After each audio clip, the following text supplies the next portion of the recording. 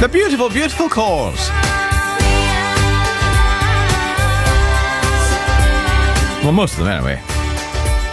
Jim, yeah, not so. But So Young, K-Class remix by The Corrs. We've got the album of the week by Embrace, the record of the week, Elton John and Britney Spears, both still to come, and choosing the tracks of his years, Vic Reeves, also known as Jim Moore. Radio 2, BBC Sounds app, smart speaker, 88 to 91 FM.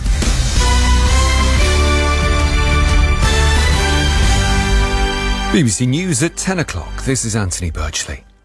NASA is preparing to launch the first rocket in its Artemis program, which aims to send astronauts back to the moon. Liftoff at Cape Canaveral in Florida is expected at around lunchtime and will send the unmanned craft on a 6-week test mission. If it's successful, astronauts will be on the next flight in 2 years. Our correspondent Jonathan Amos reports from the Kennedy Space Center. Controllers are currently working through well-rehearsed steps that include loading the rocket with more than 2.5 million litres of propellant. When the Space Launch System lifts off, it'll produce significantly more thrust than the Apollo-era rockets that sent men to the moon half a century ago. The huge crowds gathered around Kennedy are promised a spectacular sight. But for NASA, this is a key test of whether the new technology can be trusted to return astronauts to the lunar surface in the years ahead. The head of the army in Pakistan has warned that the recovery from the catastrophic floods affecting the country will take years. Speaking after visiting some of the worst-hit areas, General Bajwa urged wealthy people to step up and contribute to help those affected.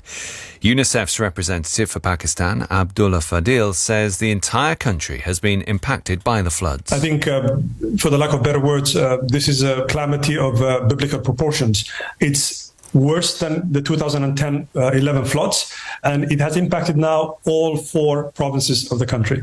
It's significant, it's huge. 33 million people at least so far impacted, and over 1,000 deaths. About a third are children. A 16-year-old boy has died after falling ill at Leeds Festival.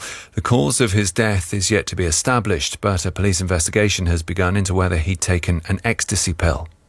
The UN's nuclear watchdog, the International Atomic Energy Agency, says an inspection team is on its way to the Russian-occupied power plant at Zaporizhzhia in Ukraine.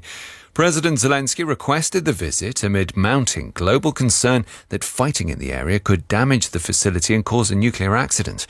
Our correspondent Hugo Bachega is in Kiev. We had a tweet from Rafael Grossi, who is the head of the International Atomic Energy Agency, saying that a mission was now on its way, which will be in Zaporizhzhia later this week. And he said, we must protect the safety and security of this nuclear facility. Now, no details about how this visit is going to happen have been released.